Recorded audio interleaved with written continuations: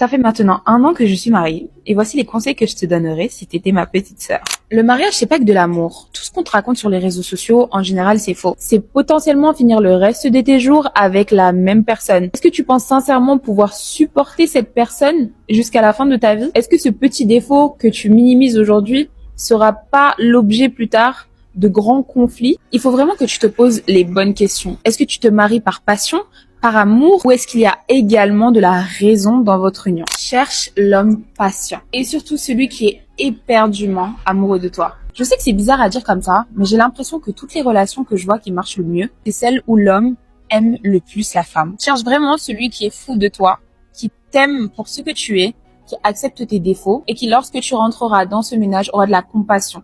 Parce qu'un homme sans compassion, je vous le dis les filles, c'est que ruine d'âme. Ça sert à rien. Peu importe le degré de richesse de la personne que tu vas épouser, ne laisse jamais le travail des objectifs. Et ton propre argent et ta dépendance financière. Encore une fois, peu importe le statut et le nombre d'argent qu'il peut te donner par mois et le confort dans lequel il peut te mettre, on ne sait jamais les filles. Au-delà du fait que ça te rend totalement dépendante d'une seule et même personne à vie, on ne sait pas ce qui peut se passer. Son entreprise peut faire faillite. Il peut avoir une maladie. Il peut même disparaître. Qu'est-ce que tu vas faire quand il y aura plus cette source de revenus-là?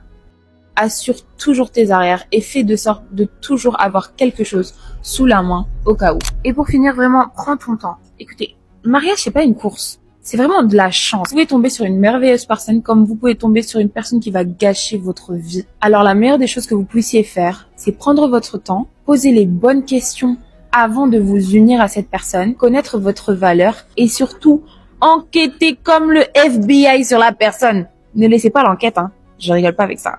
Voilà les filles, j'espère que ça vous aura plu et si vous voulez d'autres vidéos dans le style, n'hésitez pas à me le dire en commentaire. Bisous.